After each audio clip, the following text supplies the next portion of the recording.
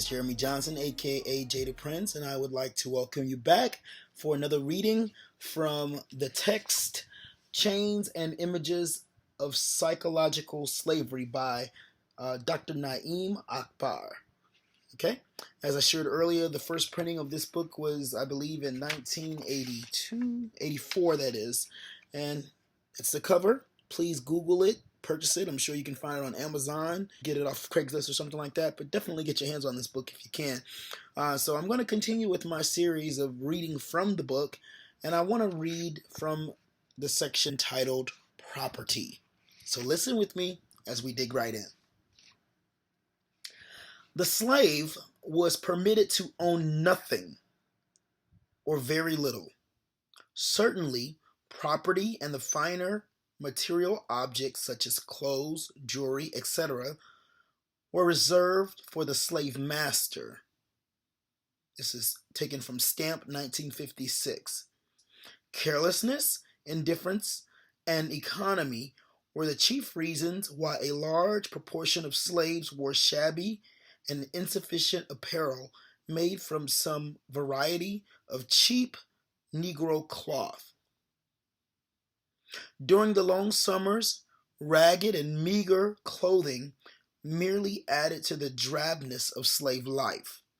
But during the winters, it caused real discomfort and posed a serious threat to health. The slave master's fine house, beautiful landscaping, exquisite clothes, and objects were associated with his power and status. In the same way that the slave looked upon his master with hatred and resentment, he also resented and envied the master's possessions because those possessions were associated with freedom and power to direct one's life, family, and community. African Americans have the slavery influence of mixed attitudes towards material objects and property. On one hand, those objects are still associated with the master's powers. Therefore, there is a tendency to resent property and to take a secret unconscious delight in attacking it. Certainly, some of our tendencies toward vandalism and abuse of property have their origin in these experiences with property. Property is still viewed as belonging to the master and not the slave. This finds additional expression when the African American is thrown into public housing and rented properties, which are in fact still owned by the descendants of the slave masters. Vandalism is unconsciously gratifying in that it acts out that long present resentment of the master's property. Given the persisting dependence on the master, it is safer to be neglectful of his property than overtly hostile towards him. On the other hand, slavery produced an unnatural attraction to material objects. The cast-off hat or dress passed down from the big house to the cabin became a symbol of pride and status. By wearing Massa's old hat or Mrs. old dress, one could play at being Massa or Mrs. for a few fanciful moments. An illustration of this idea dating back to slavery experiences also comes from Stamp. The elegantly dressed slaves who promenaded the streets of southern towns and cities on Sundays, the men in fine linens and bright waistcoats, the women in full petticoats and silk gowns, were usually the domestic servants of wealthy planters or townspeople. Butlers, coachmen, maids, and valets had to uphold the prestige of their white families. These material objects or dregs of property became equated in the African American's thinking with the full power of freedom and self-determination which the master enjoyed.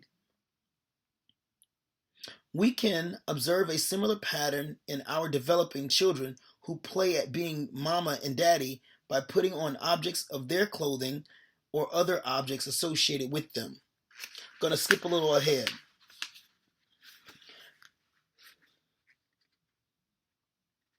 There is a frequent tendency to confuse tokens of power with genuine power based upon the slavery experience. It is not unusual for concerted efforts to obtain real political and economic power to be prematurely aborted by a strategic dispensation of tokens. Realistically, assertive efforts to alter social structures to equitably accommodate America's former slaves have frequently been terminated by offering limited material goods to the major strategists, and the movement dies. Does that sound familiar? The major thinkers and scholars, potentially our most powerful agents of change in African American communities, are often neutralized by a pittance of material goods. This socially destructive phenomena has its roots deep in the slavery experience. Too often, the leader in our communities have equated a small trinket of material gain to having arrived. That leadership is soon lost to the African American community. It is a recurrence of the old image of wearing massa's discarded hat and thinking that you are massa. From that, basically what I take is that even in 2015, we see this. Think about it. How quickly do we inappropriately set our priorities?